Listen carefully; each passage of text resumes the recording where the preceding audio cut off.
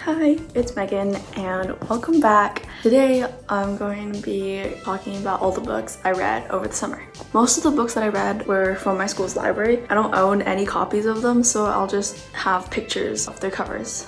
Here are all the timestamps, so if you have a specific book that you want to skip to, feel free. The following content does have minor spoilers for almost every book. So I'm going to start off with the standalones. The first one was The Bad Ones by Melissa Albert. That one was from my school's blind date with a book thing. I wasn't really expecting much from it because I'd never heard of it before. It was a pretty good book. It shocked me in how good it was because I didn't expect it to be that good at all. The concept was kind of confusing at first because I didn't really understand what was going on, but that's what the author wants you to think.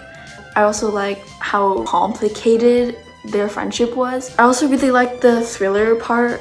I was literally gripping the pages so hard. The book has my thumbprint on it now. I read better than the movies, finally. It's been on my TBR for so long. I don't normally read romance books because I don't really like romance. A lot of the romance that I was trying to get into didn't really work for me. I didn't like it. And Better Than the Movies is so well written and I love it, and it feels so coming of age, and reading it felt like a daydream. I just love that. I love the slow burn and how the main character, even though it's written in first person, she didn't even realize that she was falling in love, and I think that's just so beautiful.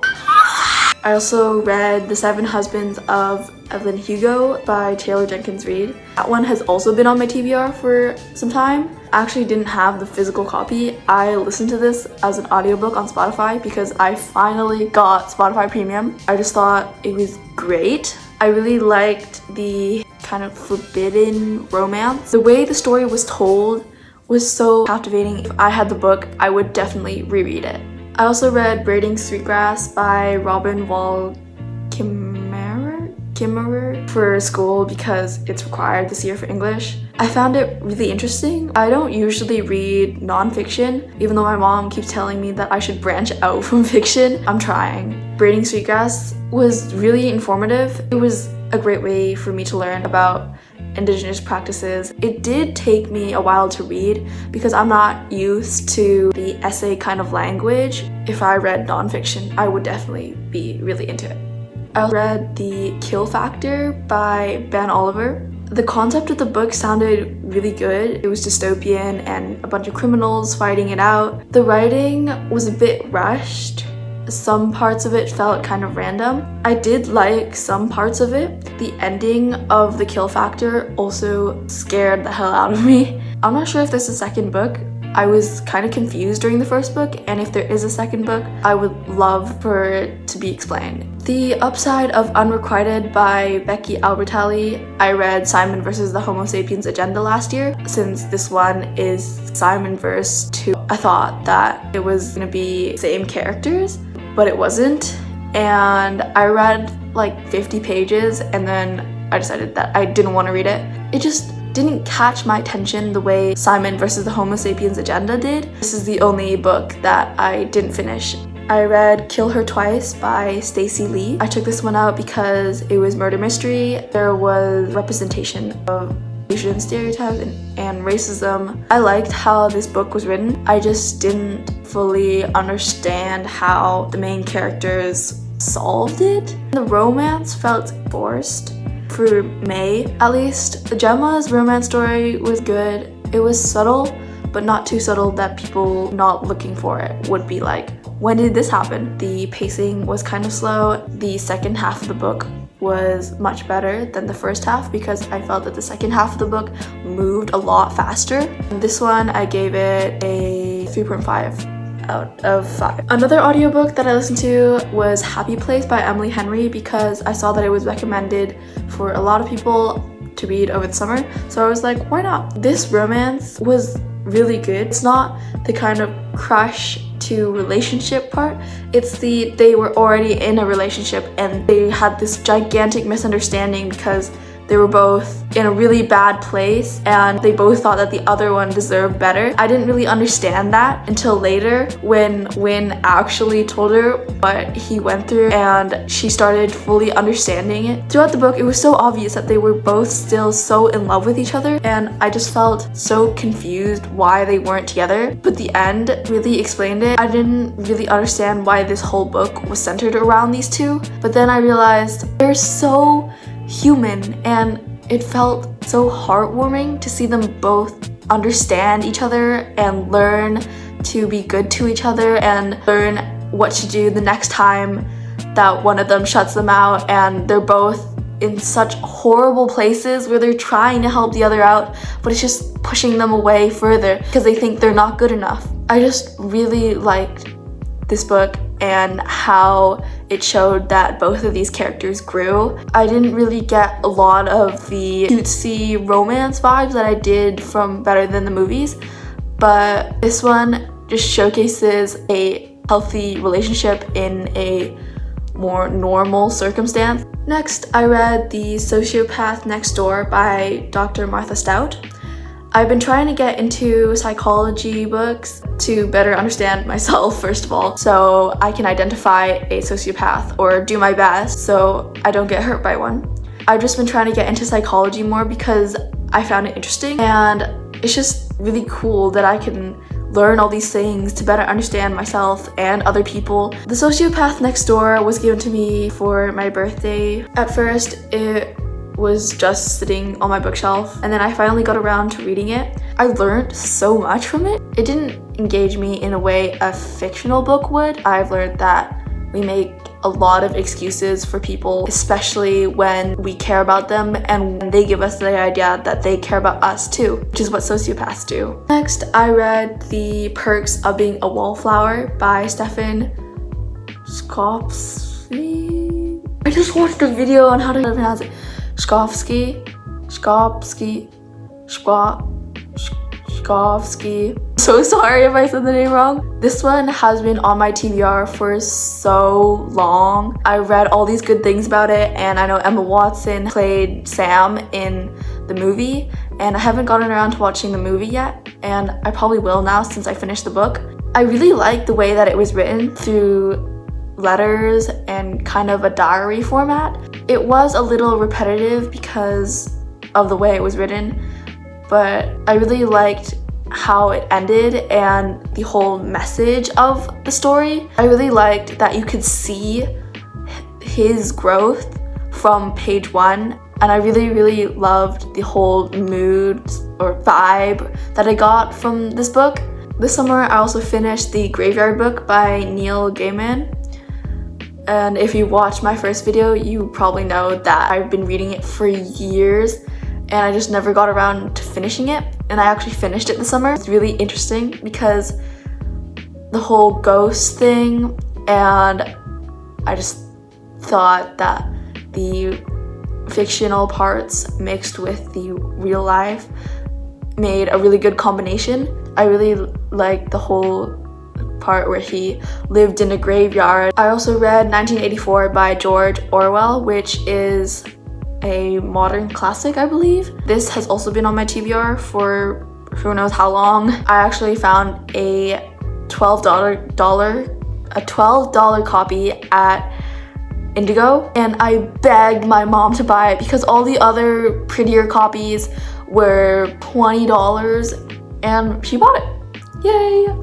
I don't have it with me right now. The cover is not the prettiest, but the content is the same, so I was like, okay. And classics usually take me longer to read than like modern fiction. It gave me a bit of a reading challenge, and I like that. I also like the whole concept of the book, as dystopian is my favorite genre. The ending felt kind of dreary because they did eventually break him, and even though he is still alive and he did not get shot, he's no longer himself. I really liked how this book was written, and I was engaged from page 1. The last standalone that I read was called Saints and Misfits by S.K. Ali. The main character was a victim of sexual assault. I've read a lot of posts and these awareness posters about sexual assault, but I've never really read what it was like from the victim's perspective and how scared and how silenced they felt, because the person who assaulted them was like this golden boy or this golden person and they're perfect in every single way and all of their family loves them. I felt like it was very eye-opening. The way it was written, it was a bit fast-paced. Overall, I gave this book a 4 out of 5. Moving on to the series that I read or finished this summer.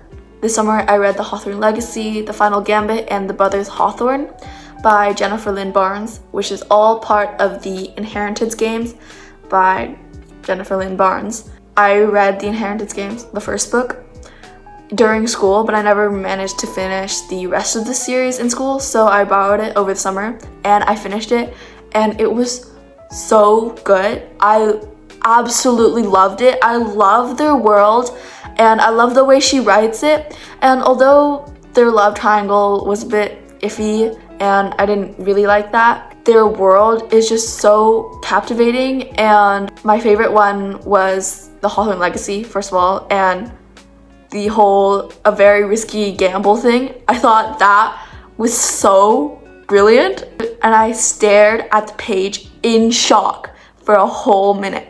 I really liked the whole thing that happened in The Brothers Hawthorne, and I really liked how that one was in Jameson and Grayson's perspective. I really liked Jameson's storyline in that one, and I thought that was so different and unique and so Hawthorne of them, and I just really enjoyed reading all of this. I love how the whole series explains why she's the main character and why she was chosen for the Inheritance. One of the other series that I read was also by Jennifer Lynn Barnes.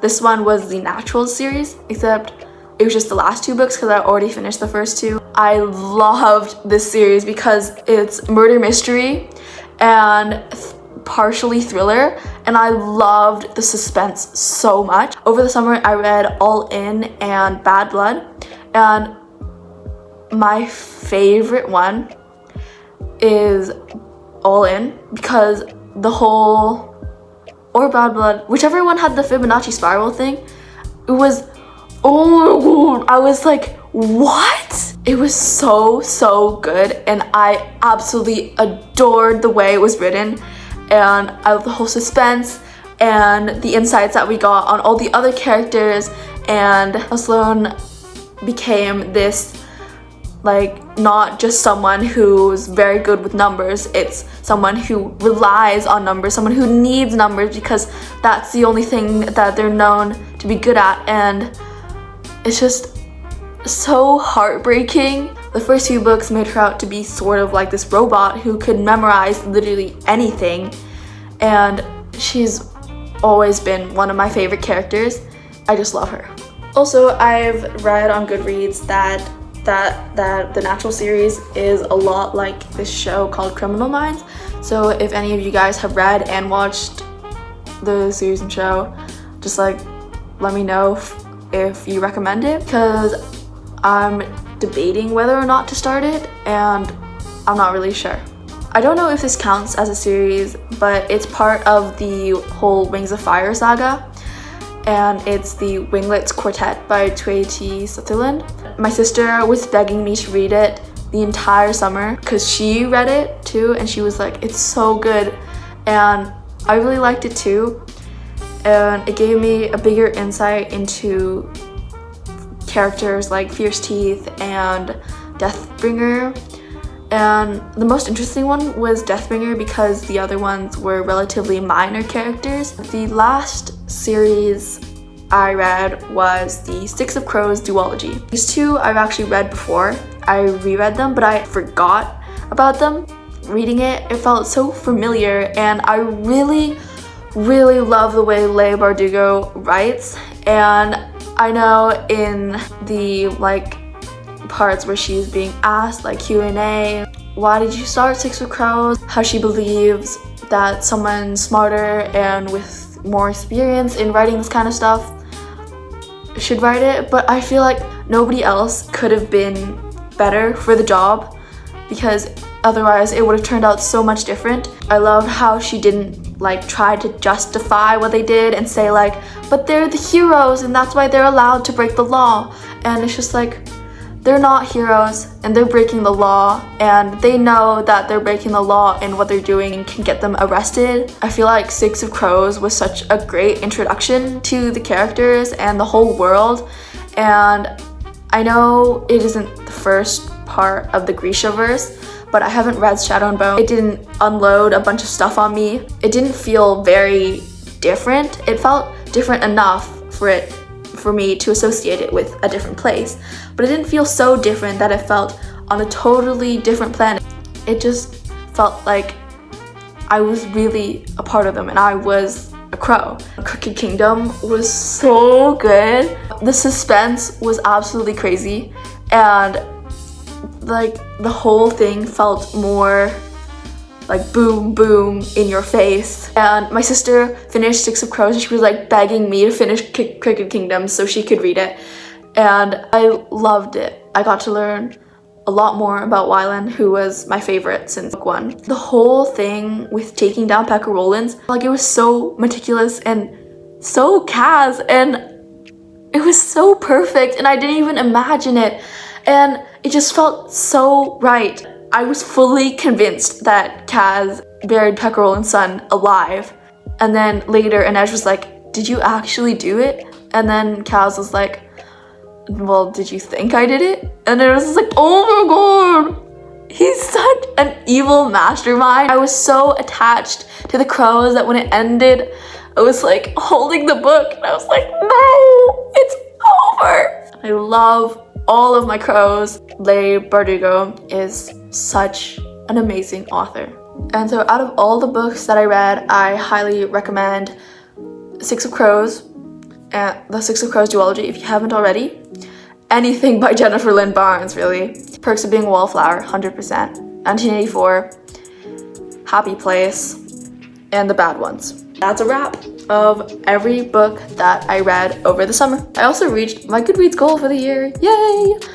Which is 50 books, because I didn't want to push myself too hard and feel like I was forcing myself to read. Thank you guys for watching this video, and take what you want. This is just my opinion and my recommendations. I hope you guys have a great week. Bye!